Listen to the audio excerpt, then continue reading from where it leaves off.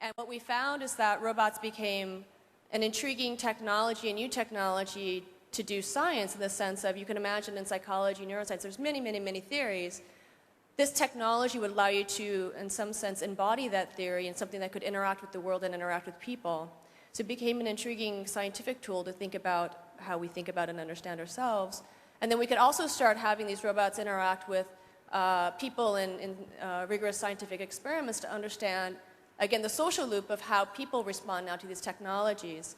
What we're finding, which in some ways is surprising, in some ways not perhaps, is that if you design technologies to exhibit the same sorts of social cues that people naturally exhibit, things like eye contact, postural mirroring, inflections in voice, it pushes our social buttons to such an extent that we essentially treat these technologies in a very interpersonal sense, meaning that when you think about the role of nonverbal cues on the perception of trust or persuasiveness or liking or engagement, it turns out that you can vary these cues in a way to have people trust, be persuaded by, feel that they can trust a technology.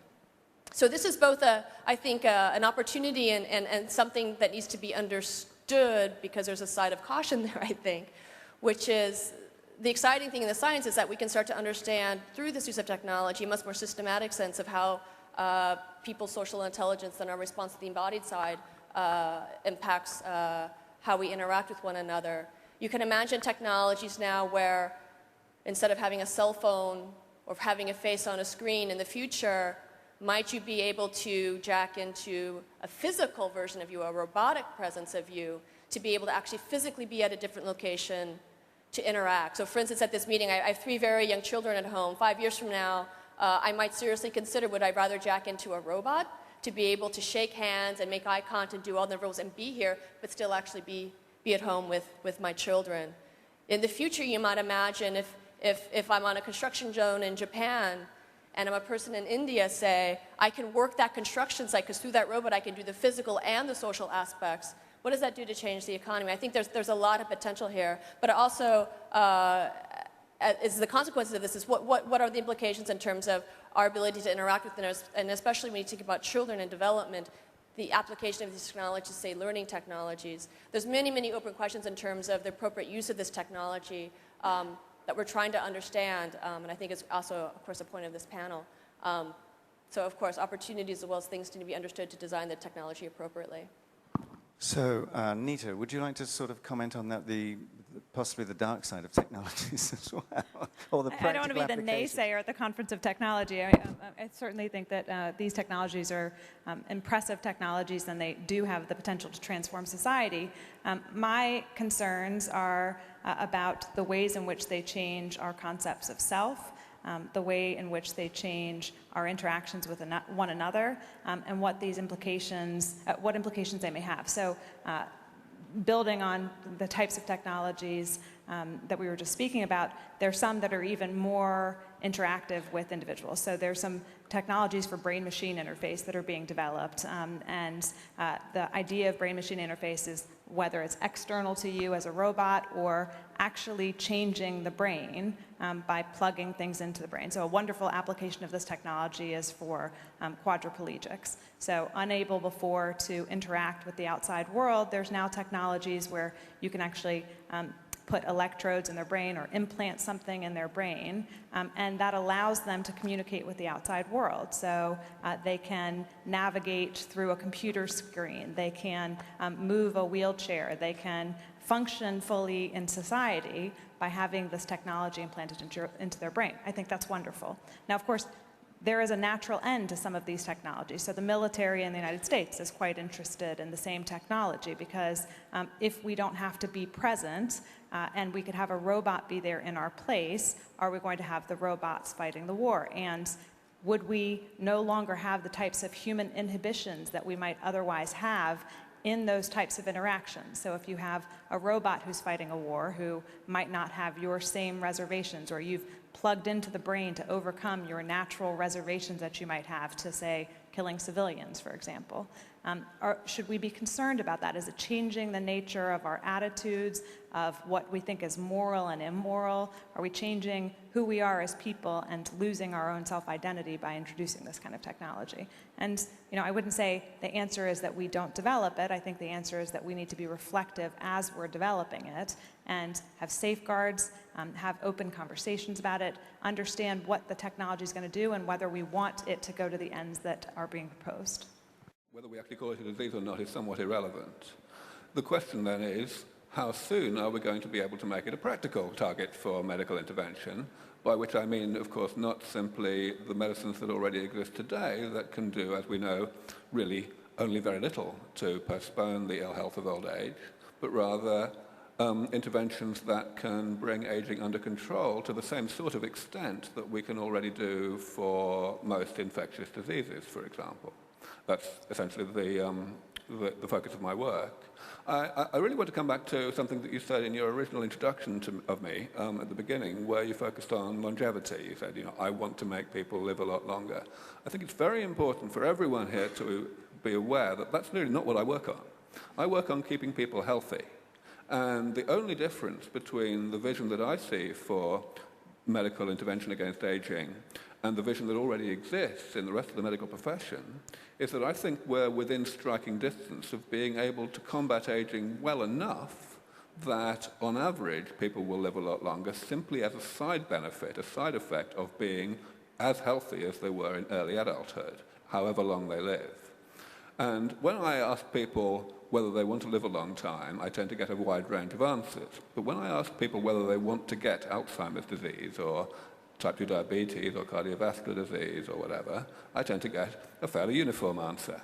So I think it's very important to emphasize that when people think about this, they have a tendency, especially I have to say people in the media, to sensationalize the thing and to essentially promote a degree of emotional distance from the question so that people can effectively not get their hopes up too much and can carry on treating it rather as entertainment and as science fiction.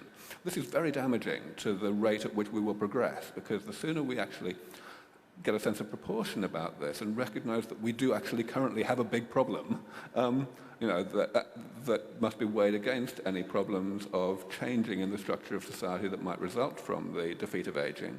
The sooner we realize that, the more effort we will put into developing these diseases, these treatments, and the sooner we will have some success in alleviating the immense amount of suffering that is caused by age-related ill health today. So one of the points you're making then, obviously, is that in writing a cover line for a magazine, somebody obviously keeps it short, keeps it pithy, and tries to sell magazines. So communication of science is one of the things that we have a problem with, in the sense that there is that people seem to require certitude. They would like diseases to be eradicated. They would like solutions to various technological problems. That's not how science works, unfortunately. It's more right. I'm not really putting all the blame on the media here. I think that the media, have a job to do to sell magazines, to sell, to get people on the viewing their programs, for example. And so really, it's beholden on people like myself, people who work in this area, to go out and help people to understand both the scientific progress that's likely to occur and that could occur, and also the social context of all of that, the consequences for society, the consequences in terms of ethics and economics and so on. And this is something that has to be done sort of hand in hand with the media. It's very important, I think, for all scientists who work in anything that's of social relevance, especially of biomedical relevance, to take their courage in their hands, even if they're not trained to do it.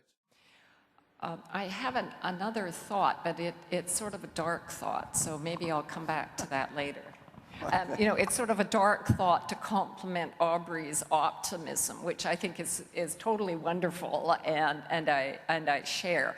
Let me just express the dark thought, and then we'll suppress it and carry on. Dark thoughts can come before lunch. The dark thought is this: that we all, of course, understand that there are enormous population pressures, and that certain kinds of tensions arise on the planet now because of population pressures.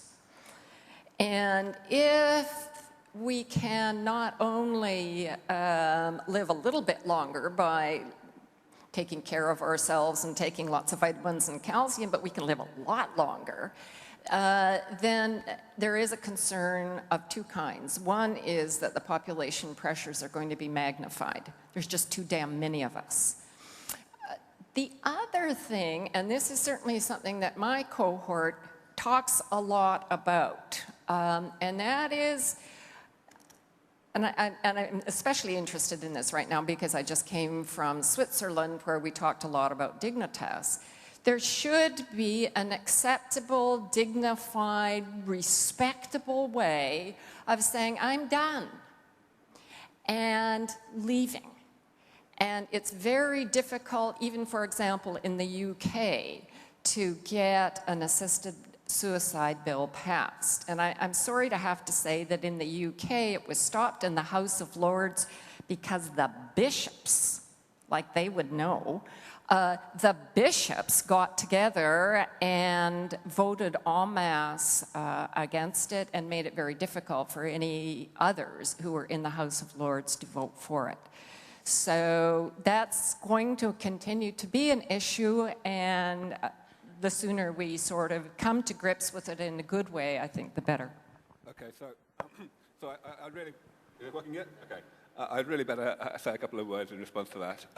So first of all, with regard to the dignified death aspect, I 100% agree with you that we need a much more enlightened attitude worldwide on this matter at the moment. However, I do want to come back on the idea that it in any way relates to the sort of work that I'm doing to postpone age-related ill health, because it's very important to appreciate that when someone is extremely unwell and they've decided that they'd like a dignified way out, that's a very different question from when someone is completely healthy and they want a dignified way out. When people are in that state, we have a word for it. We call it suicidal, and we try to help them. We think they've got a problem that they would actually like to know about, like to be cured of, so to speak. Now, I think that that is a function not of their chronological age, but of their biological age, and that if people at the age of 100 or even older were in a biological state equivalent in terms of health, in terms of how they look, how they feel, how they function, to young adults today, and they feel that it's time to go, then we'll probably have, and I think we should have, the same attitude to that as we have to people who are chronologically 30 or whatever. And in other words, try to help them out of that state and see what opportunities life has for them.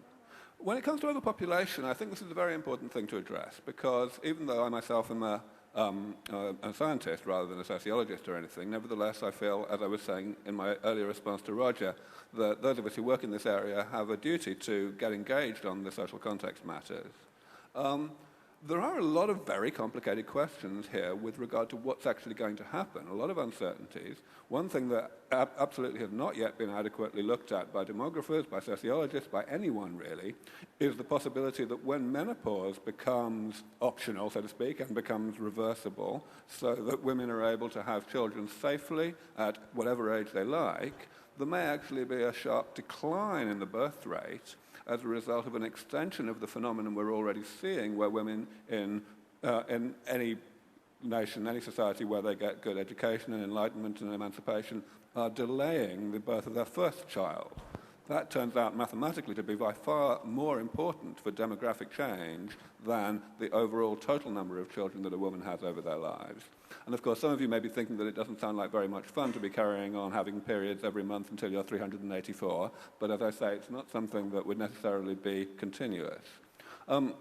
That's just one aspect. I mean, that's one of half a dozen different things that one needs to look at if one wants to actually predict what's going to happen in terms of population trajectories as we continue to postpone the ill health of old age. However, we really can also effectively short-circuit all of that from a moral point of view by simply saying, well, look, should we be imposing our assumptions, our values on humanity of the future in order to determine whether we should develop these therapies? Or should we, in fact, be saying, well, okay, there may or may not be these social challenges that will come up if we really have great success, but it should be humanity of the future that decides how to address those challenges, whether to use these technologies, whether to just not use them, whether to use them and compensate in some way. So, and if we take all of that in the context of the rather easily forgotten point that we currently already have a problem, we have 100,000 people a day dying of age-related ill health one way or another. In the Western world, of course, it's something like 90% of all deaths. then it becomes rather easier to come to a decision as to what we should actually do, even though one obviously must remain conscious of all these potential challenges that would result.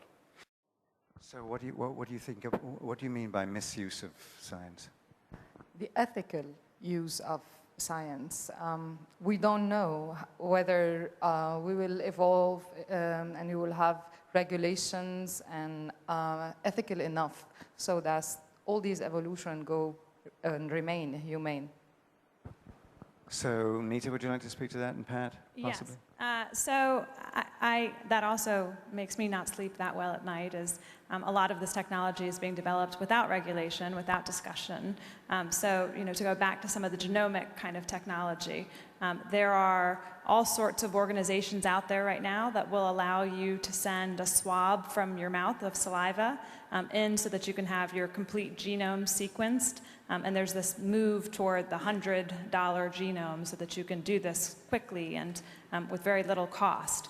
And that information, once it's out there, can be used for lots of different purposes, right? So to one's point, there's a lot that we can do with that. We can build new organisms, we can build you, we can find out a lot of information about you. The more we know about genomes, the more, once that information is out in the public domain, we can start to understand about you as a person, and more invasive and intrusive the information becomes. So, to the idea of waiting for future generations to decide how they're going to use the technology is problematic, because it may be used on them before they have a choice. So if we're doing genomic interventions, or if we're doing neurological interventions, that changes and shapes our future generations, and that may actually be used on them before they have a choice. If we have technologies like brain-machine interface, or if we have cognitive enhancers or other types of drugs, it may become such the norm that by the time the future generation arrives, they have to use the technology if they wish to remain competitive. So I think we need to actually keep the dialogue, whether it's with the scientist, getting involved in it, in conjunction with other people, with ethicists, and to try to stay ahead of it rather than constantly catching up with regulation. If I can just add to that, I think that there are many regulations in many countries that are in place, and they're by and large very effective. But one of the things that I think I really worry about, and this gets back to Jose's point, is that often there is so much misunderstanding out there. Just sheer ignorance about such things as genetically modified food, otherwise known as frankenfood, that I think scientists are trying very hard to sort of bring people up to speed, but there often is a completely irrational response. And it's sometimes very difficult, I think, to know how to deal with it. And if indeed it's all about science, science, science, then we really need to get ourselves in the picture. Well, it seems to me that all the dialogue is really going in one direction, that we can achieve the long life, which is that probably, as Professor de Grey said, probably 385, and it is as if we are jump-starting and preparing our societies proactively for the fact that we're going to get there. And it seems to me that all of this is ongoing on the assumption that our environment is not going to actually move around us. We are trying to change things, and on the assumption that our environment is not going to actually react. We have an example of cancer and bacteria, whereby we have resistance that is building up to antibiotics. We have mutations that are taking place in the environment, and this is continuously changing. So in this regard, I would like to pose the question, how sure are you that while we're causing these changes, we're not going to actually have other major changes that might threaten humanity? This is on one hand. On the other hand, I'm really concerned about the psychology of the future generations. We're almost not talking to each other. We send each other emails while we're sitting on the same table sometimes. So where are our skills going? What are we heading into? And what is the future of our societies? Thank you. These are extremely important questions. And they both, incidentally, came from the PricewaterhouseCoopers table, which is obviously doing accountancy on our future. Yeah. So with respect to the first question about other challenges to humanity, I think there are two ways to look at this. Certainly we must look today at making sure that we do not lose sight of any of the major challenges that we have in favor of the other challenges we have. I think perhaps today I would argue that we have more visibility and more attention being paid to some challenges, such as, for example, climate change, than we do to the problem of age-related ill health, which we are in some way sleepwalking into believing we can't change. But I think there's a much more optimistic way of looking at this as well, which is that as we make more progress in combating certain of our biggest problems, such as the problem of age-related ill health, we will raise our sights. Humanity in general, both men and women, will become empowered to feel more capable of combating the other big problems that we have. I certainly feel that if humanity were able to essentially defeat its oldest foe, namely the problem of age-related ill health and death, then we would certainly be a very different society in terms of our ambition, our ability to think big, and to have a good go at really combating climate change, really trying to achieve world peace. You know. I personally find it really hard to think about what the future is going to be like given the current state of technology. I was one of the first adopters of the internet when it was part of the Defense Department ARPANET. And it was the way that academics would communicate with one another. And if you had asked me then about the implications of the internet, and I suppose to a degree we did chat about this, I had no idea. I mean, none. I also knew Francis Crick very well. And we talked about the development of molecular biology and the absolutely staggering things that could be done with genetic engineering and the use of DNA fingerprinting and so forth. And I asked him, I said, well, did you see, even say 1960, the discovery was 1954, did you see where this was going? Now, he's way smarter than I am. He said he had no idea. He said, I thought it was big, but I had no idea what was going to actually happen. Now, of course, it's fun to speculate. The worry is, of course, we get all gloomy and doomy, and we say, well, we got to have regulations, and we're all going to hell in a handbasket, and our kids don't know how to socialize anymore. But people have always said that.